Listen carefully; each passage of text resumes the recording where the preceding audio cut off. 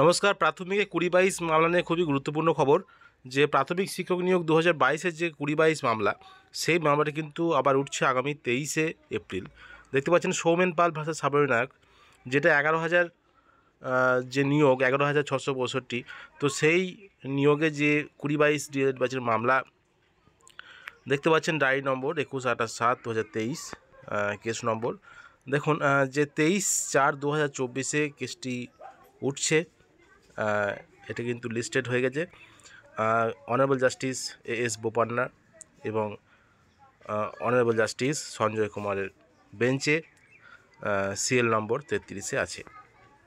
তো কি হতে পারে যে 2022-এর যে প্রাথমিক নিয়োগ প্রক্রিয়ায় 2020-22 ডিএলএড ব্যাচ সুযোগ পাবে কি পাবে না, এই কেসের উপরই কিন্তু নির্ভর করছে।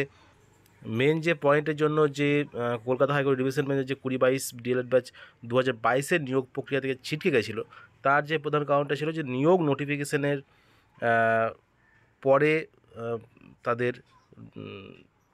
ট্রেনিং কমপ্লিট হয়েছে। তো সেই কারণের ভিত্তিতে কিন্তু কলকাতা হাইকোর্ট ডিভিশন বেঞ্চে কিন্তু হেরে যায় 2020-22 ডিএলএড ব্যাচ। এবারে দীর্ঘদিন ধরে কিন্তু 2020-22 ব্যাচের মামলা সুপ্রিম কোর্টে চলছে, শুনানি পর্ব চলছে এবং মাঝে স্টে অর্ডার দিয়ে দিয়েছিল। সেই স্টে অর্ডার উঠে কিন্তু নিয়োগ প্রক্রিয়া হয়েছে। তো এই যে বিষয়টা হলো যে রিমেনিং যে ভ্যাকেন্সিতে যে নিয়োগ যে ভ্যাকেন্সিটা পড়ে আছে, সেই ভ্যাকেন্সিটা কি হবে না, 20-22 ডিএলএড ব্যাচ যদি জেতে তাহলে তাদেরকে নিয়ে এবং আনঅ্যাবজর্ব যারা আছেন তাদেরকে নিয়ে একসঙ্গে রিমেনিং ভ্যাকেন্সিতে প্যানেল হবে। আর যদি 20-22 ডিএলএড ব্যাচ যদি হেরে যায় তাহলে শুধুমাত্র যারা আনঅ্যাবজর্ব আছেন তাদের নিয়ে কিন্তু রিমেনিং ভ্যাকেন্সিতে প্যানেল হবে।